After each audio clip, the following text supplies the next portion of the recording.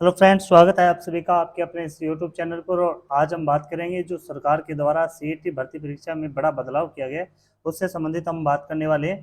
तो दोस्तों, आज सरकार ने घोषणा की है कि जो आगामी सीईटी परीक्षा होगी, आगामी सीईटी परीक्षा में एक बड़ा बदलाव होने जा रहा है। और किस प्रकार का बदलाव है और किस प्रकार से विद्यार्थी इससे प्रभावित होंगे, उसके बारे में हम चर्चा करेंगे। तो ये एक मान लीजिए, आप सीईटी परीक्षा के माध्यम से आप राजस्थान के बहुत सारे ऐसे विभाग हैं जिनकी पात्रता परीक्षा होती है, इनके बिना, इसको पास के बिना आप किसी भी विभाग के अंदर, जैसे सीईटी ग्रेजुएशन और सीईटी एक हो गया अपना प्लस टू बेस का, तो उसको पास के बिना आपको बहुत सारे विभागों की आप वैकेंसी के फॉर्म नहीं भर सकते। और सीईटी पास करना अब बोर्ड ने थोड़ा सा आपके लिए कठोर कर दिया। तो विद्यार्थियों, मैं आपको बता दूं, जो 2024 के अंदर सीईटी का एग्जाम हुआ था, उसकी वैधता केवल 1 वर्ष की रखी गई थी। अब जो सीईटी के अंदर बदलाव किया गया है, बोर्ड ने ऐसा बदलाव क्यों किया है और किस प्रकार का बदलाव किया है, इसके बारे में चर्चा करेंगे। सरकार ने एक बड़ा कदम उठाया है। वर्तमान में भजनलाल सरकार के निर्देशन में बोर्ड के अध्यक्ष आलोक राज के द्वारा और उनकी टीम के द्वारा, मान लीजिए, एक सीईटी को थोड़ा सा परिवर्तित किया गया। सीईटी की वैधता है वो 3 वर्ष की गई है।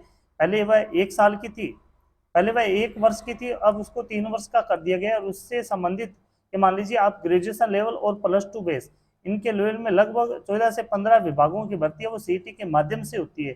तो अब सरकार ने क्या कदम उठाया, इसके बारे में चर्चा कर लेते हैं। तो पहले मैं बात कर लूं, जो एससी, जो जनरल और ओबीसी, एमबीसी, ईबीसी के बारे में बात करें, तो उनकी जो पास मार्किंग जो क्षमता थी, सीईटी जो प्रीवियस सीईटी हुई थी, उसके अंदर उनकी जो पास मार्क क्षमता थी वो थी 40%।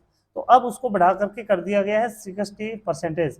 यानी कम से कम आपको 150 में से 90 नंबर लाने बिल्कुल आवश्यकता है। और दूसरी बात, इसमें नॉर्मलाइजेशन की भी प्रक्रिया होती है सीईटी की। अगर बोर्ड के द्वारा ये पहले ही निर्धारित कर दिया जाता है कि जो परीक्षा एक से अधिक पारियों में होती है, तो उस कंडीशन में नॉर्मलाइजेशन की प्रक्रिया अपनाई जाती है। तो यहाँ पर देख लीजिए, आप 90 नंबर से, आप ये मान लीजिए, आप +5 95 नंबर के आसपास आपके नंबर बनेंगे सीईटी के अंदर, तो आगामी भर्तियां वो देख सकते हैं। इसके अलावा एससी और एसटी की बात करें, उसके अंदर केवल 35% का जो पास मार्किंग थी सीईटी प्रीवियस एग्जाम के अंदर, उसे बढ़ा करके वर्तमान में 55% है वो कर दिया गया है। यानी लगभग 83% आपको नंबर है वो 83 नंबर है वो आपको लेने ही पड़ेंगे।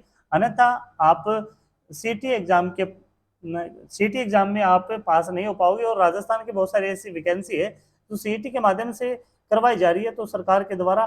तो ये एक बड़ा कठोर हो गया। जिस प्रकार से रीट भर्ती परीक्षा होती है, उसके अंदर जनरल के लिए 60% रखा जाता है, लेकिन यहाँ पर जनरल, ओबीसी, ईवीएस और एमजीएस के लिए 60% का आंकड़ा वो सीईटी में रखा गया है। अब बोर्ड ने ऐसा कदम क्यों उठाया है, इसके अंदर एक तो पहला कारण ये हो जाता है, पारदर्शिता के लिए बोर्ड ने यह कदम उठाया है। यानी सीईटी एग्जाम देने वाले बहुत सारे विद्यार्थी होते हैं, तो सीईटी जिसके पास होती है, उसके बाद वो राजस्थान के विभिन्न विभागों की भर्तियां वो देख पाता है। तो अब पीछे का आंकड़ा देखिए आप, तो लगभग ग्रेजुएशन की बात करें तो लगभग 8 लाख, 8.5 लाख विद्यार्थी वो पास हुए थे। वो उसके अंदर आप ये मान लीजिए कि 40% विद्यार्थी पास होने वाले, उनकी संख्या लगभग 80% से अधिक थी। तो सरकार यह चाहती है कि जो सीईटी पास करने के बाद विद्यार्थी जो विभागीय परीक्षा दे, तो विभागीय परीक्षा में ऐसे विद्यार्थी आए जिनका कंपटीशन है वो हाई लेवल का हो। तो यहाँ पर पारदर्शिता के लिए और सीईटी के अंदर विद्यार्थियों की पढ़ाई के अंदर रुचि बढ़ाने के लिए ऐसा ये कदम बोर्ड के द्वारा उठाया गया है। तो आगामी जो सीईटी की भर्ती है वो 2026 के अंदर होने वाली है।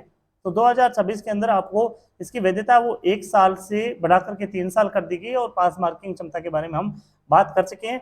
तो ये विद्यार्थियों के लिए कठोर भी होगा, क्योंकि जो सामान्य तैयारी पर सीईटी की परीक्षा देते हैं, तो उनके लिए एक बड़ा कदम हो गया है। तो यहाँ पर आपको अब की बार सीईटी का एग्जाम है वो बड़े बलपूर्वक देना होगा और बड़ी सावधानी और तैयारी के साथ देना पड़ेगा। जय हिंद दोस्तों।